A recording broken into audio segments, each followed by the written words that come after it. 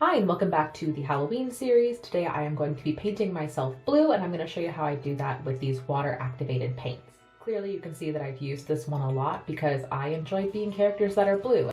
I create a sort of paste with the paint. I didn't give it enough time when I was doing this, but basically making it more of a creamy texture allows it to go over your face in a more natural way and it doesn't end up as streaky. Here's the face chart that I am basing my makeup off of. I was going to base it off of one of the original versions of the doll. I tried to do some research, but I got really distracted. Zombie blue?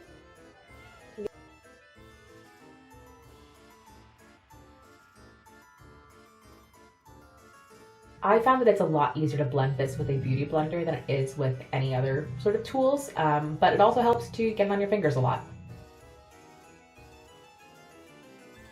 Now you can probably use cream paints on top of this to do contour and it might be easier, but if you have a little patience and you have eyeshadow that works as well, eyeshadow works really well as a colored contour. So here I'm using a navy blue mixed with one of the more aquamarine kind of colors to give it depth in the contour.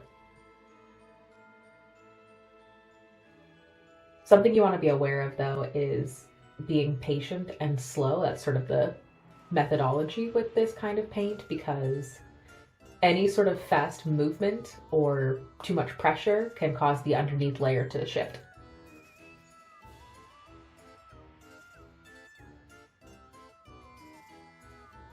Here I am playing a game of Say Yes to the Blush, where I am painting my arm to see which color of blush will look best on my face before I just dive right in and pick a color, even though my first choice was the best choice. Before blush, I did forget that I wanted to do freckles first, so I am using a different color of water activated paints and dabbing a little bit on my finger and putting it on my face. There are two techniques I use for freckles. One is just painting it from the brush directly onto my face, and the second is painting a few dots on my finger and then tapping that against my face. I think that both really gives a level of dimension that you wouldn't get by just doing one of the two techniques.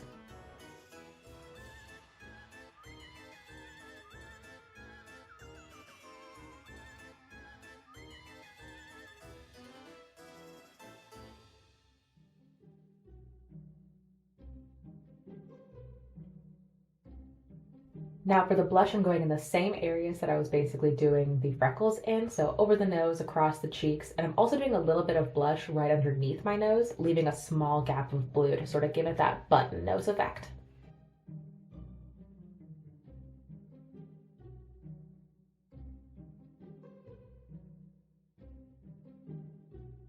I wanted to do a lot of glitter and highlights to sort of highlight and make it look very wet.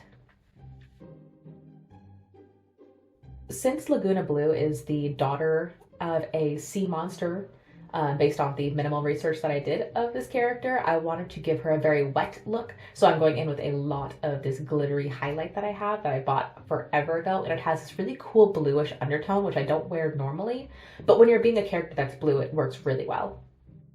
I went with a really simple eyeshadow look for Lagoona Blue as well, which is just a very simple purple smoky eye, and not even a great smoky eye at that. It is one singular color on the lid and then a second color just barely along the waterline and the lash line, which kind of gets covered up a lot by the liner later, which you'll see. Then I'm just adding a little bit of glitter onto the inner corner of the eye, and that's basically the eyeshadow all done. Also, for your viewing pleasure, I have condensed the several minutes of drawing my eyebrows on into about 6 seconds.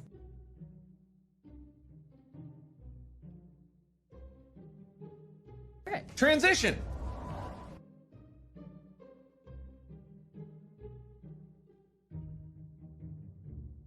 I wanted to do a very fun and playful color for Lagoona's lipstick, so I went with this very bright pink, which is also a color that I have used while doing other more princessy characters.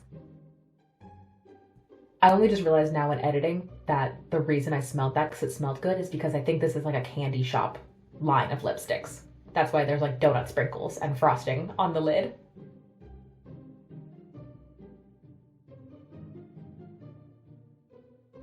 I'm so sorry that my hand is blocking how I'm doing my eyeliner, but it's the same as every tutorial that I've done where I draw one line out and then draw a line back in, creating a triangle, and then filling it all in.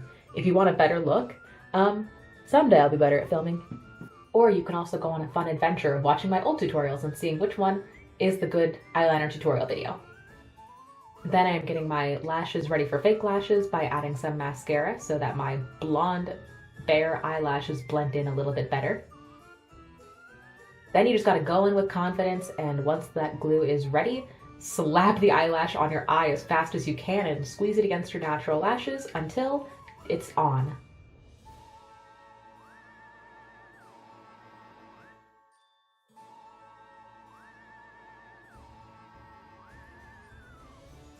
I like to use a wig cap that is sort of a donut style where there's a hole on both ends, one for your head and then one for your hair to go through. I find them a lot easier to maneuver. And also, whenever you buy a wig, they usually come with one of those for free, so win-win.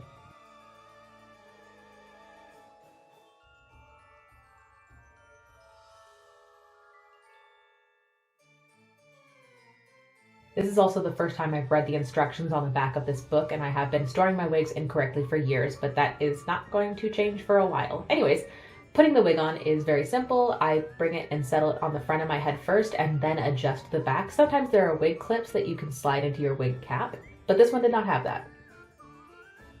And that's it. That's the whole look. Paint your hands blue if you're going to do that, and take some photos and enjoy how you look as your new blue self.